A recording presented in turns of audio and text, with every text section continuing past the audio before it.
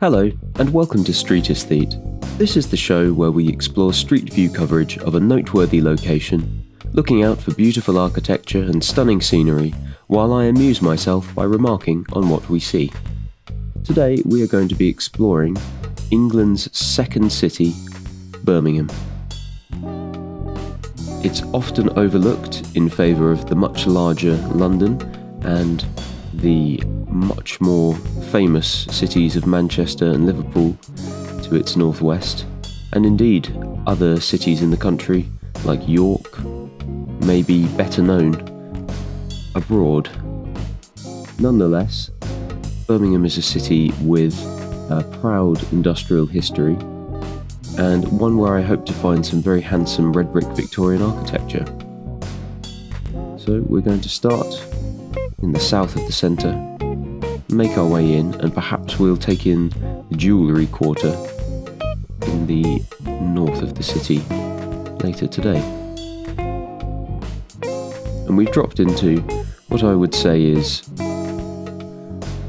in some ways, typical of a British city, but actually, funnily enough, where we are right now almost reminds me a bit more of an American city.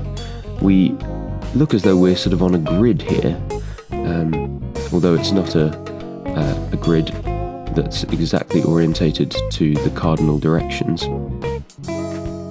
And something about the way that most of these buildings that we can see here are relatively new gives me almost a sort of a North American feel. This is a little bit different to what I expected we might find in Birmingham. Nonetheless, there is time yet to find some architectural heritage. But this is clearly a big city. We can begin to see some skyscrapers in the distance. And can we cut across this rather garish rainbow-coloured square?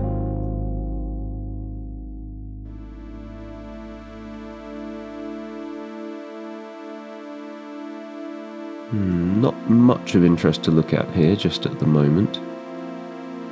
Birmingham is, in my experience, often maligned or looked down upon by people in my country. Many people know, of course, that London is a place worth visiting and full of history and interesting attractions for tourists. Then you have Manchester, which is a city that is really undergoing a lot of construction at the moment. They just keep building over there. It's very high-rise in the centre, very modern. And what I hear about it, I have been a couple of times, but I don't know it terribly well. What I hear about it is that it's a great night out. It's a good place to go drinking. And people, of course, will know of Liverpool because of the Beatles. And it's another city that's often frequented by tourists. But Birmingham doesn't really get much of a look in. There's not a great deal here to come and see as a tourist that I'm aware of. But this is quite interesting, isn't it? I do like seeing this reflected.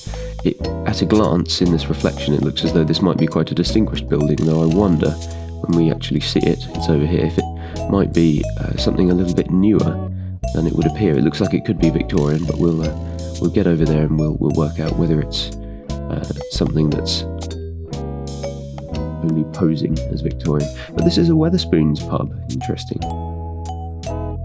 And we do have some red brick architecture here. This looks as though it probably would have been a factory or maybe a warehouse.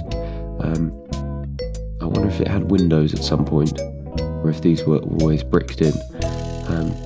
But yes, it doesn't look as though it's being kept in the best state of repair. We can see a few green shoots coming off at the top, although that isn't necessarily too unusual. Let's proceed.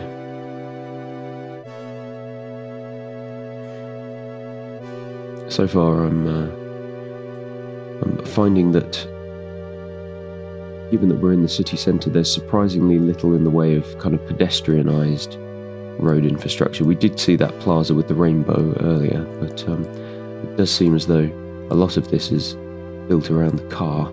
And yeah, let's take a closer look at this building. And as I suspected, if we take a look at some of the details here, this does look as though it's a considerably newer building than we might have thought. The red brick and the kind of classical windows does suggest that it's taken on some of the late Victorian style, but it is it's a more modern building than that. This looks like it's been standing for a lot longer, and relatively undecorated, not a lot of ornamentation, but it has a few little features, these kind of ribs along the side of it, all done in brick, and so actually some interesting kind of, looks like it's the curvature in the brickwork here, so they've put a little bit of effort into this. And what are we looking at here? This is New Street Station, so this is probably one of the main stations that you would come into if you were travelling up from London, or maybe coming in from another major city. And which way should we go? It looks as though the centre is kind of off in this direction and up here. Where is my eye drawn? I suppose over here. Yeah, let's give ourselves the experience of coming out of New Street Station, as if we were encountering Birmingham for the first time. Yeah, not a lot to look at over there, but this is quite lovely, isn't it? Yeah, some nice little Baroque features. And over here, the other side of this red brick building we were noting earlier, much the same as the other side, but with just a bit more of a distinguishing feature of this, can we call that a gable on top? That triangular feature there. And I might have to eat my words here about pedestrianised areas, because actually it looks as though we might be getting into a bit more of a pedestrian part of the city. And something a bit more distinguished perhaps. Now this is a really lovely scene. If you ignore this great glass monstrosity here and the horrible tower block beyond, we've got this lovely plane tree, its speckled bark. Very classical, this feature here. The columns and all stacked on top of each other. Really nice.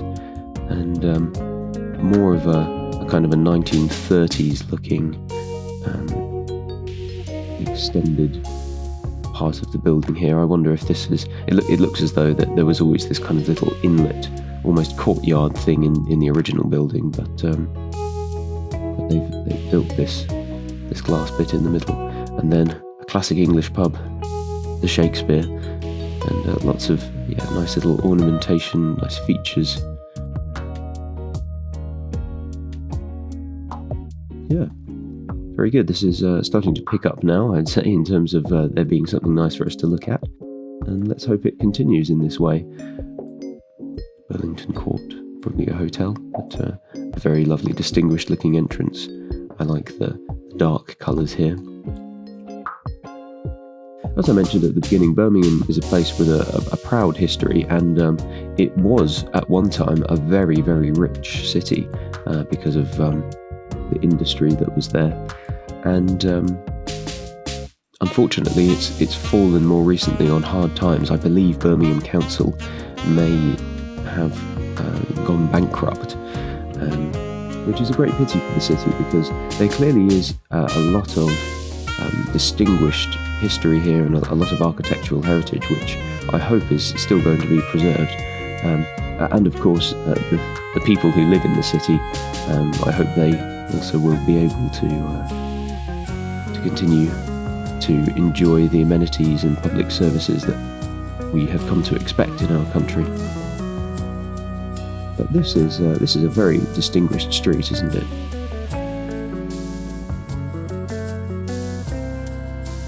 Yeah, there's a lot of variety on show on either side of us here. Just spotted the black columns at the top, and more of a rounded shape here, and then something less attractive, but at least in keeping with the rest of the street, in some sense. In the sense that, we've got the rows of windows that are kind of in their fixtures echoed some of the older architecture on the street, although I think this also is a bit newer.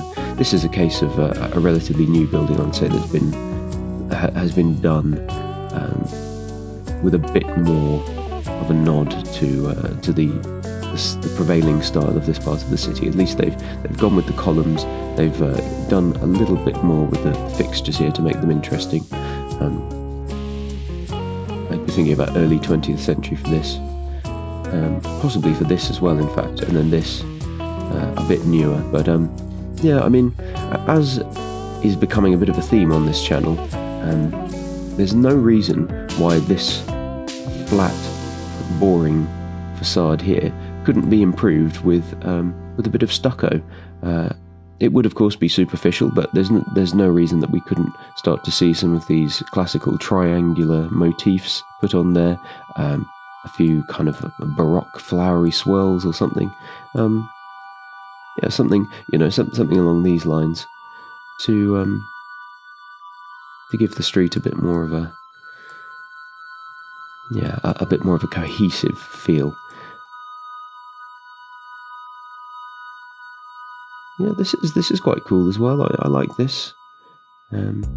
Again, not as new, not as old as something like this, which has clearly been standing here for at least 100 years.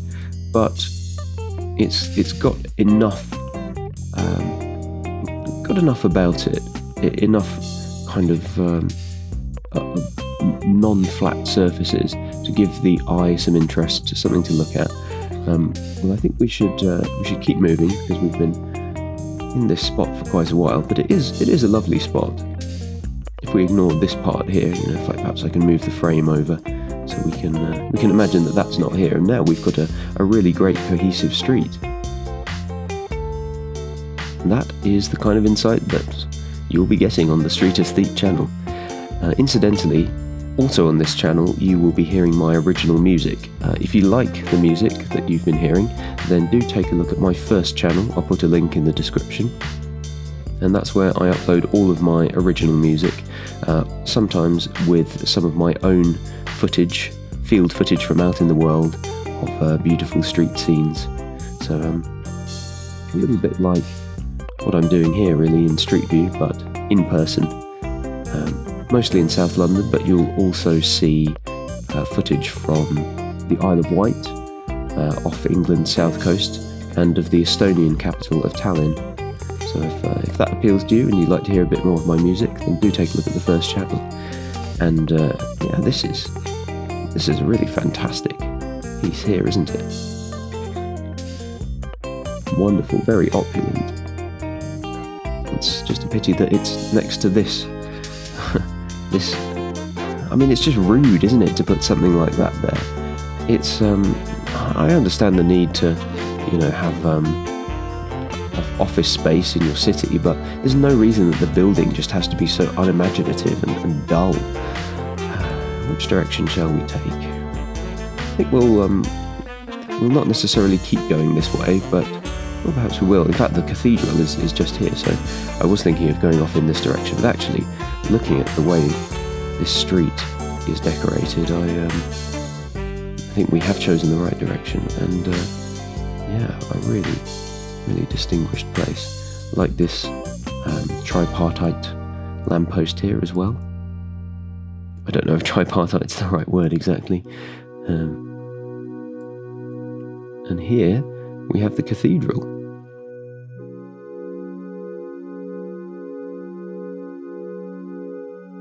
A very handsome building. Can we get any closer to it? Yes, we can enter the grounds here. And who's this fellow?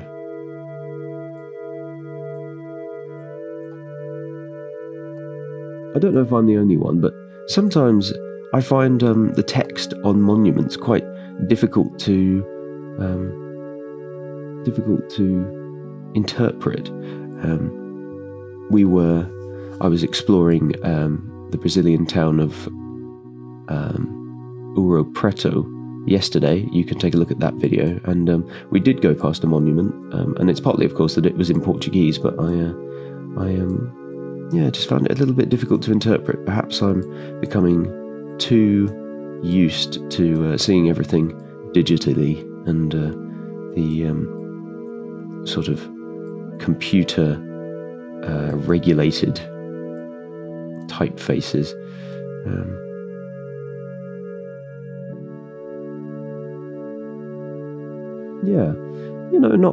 Not kind of perhaps the most flamboyant cathedral we've ever seen. You'll certainly see more kind of flamboyant decorated things in Europe, Italy, France, Spain and Portugal, and elsewhere, in fact.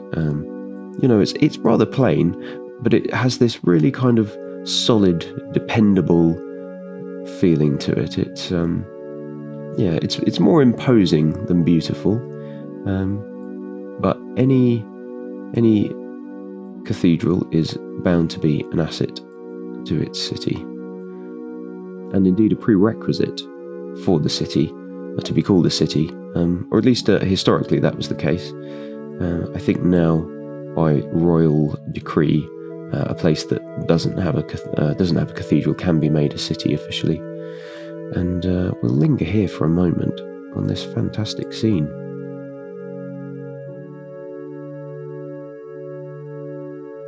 Very lovely.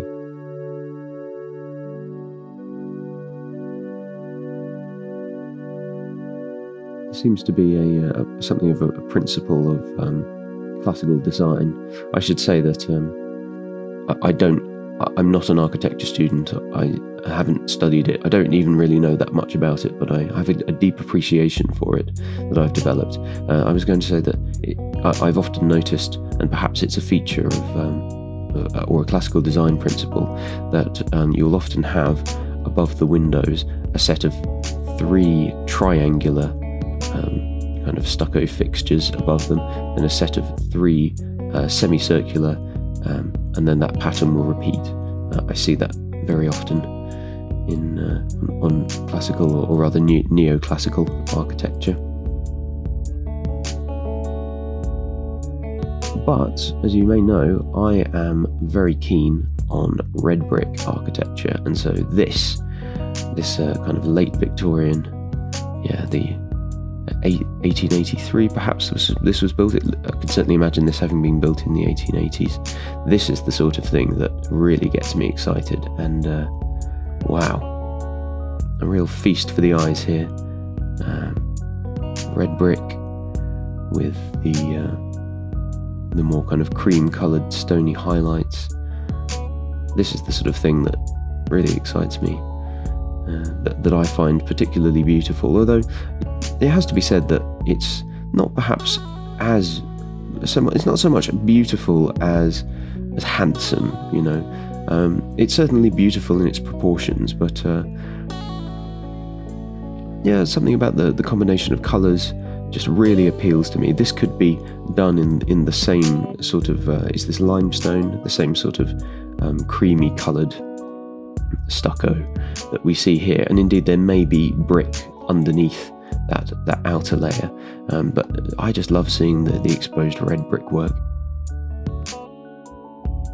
Yeah, just a fantastic symmetry, very pleasing. The kind of 2 parts on either side, and then this central piece. Wonderful. Well, there is clearly, as I hoped there would be, a lot to see and comment on in Birmingham, so we are going to return for a second episode. In the meantime, do go and take a look at some of the other videos on my channel exploring noteworthy locations in Street View, and if you enjoy the music in this video, do go and take a look at my first channel. Thanks for watching to the end of the video.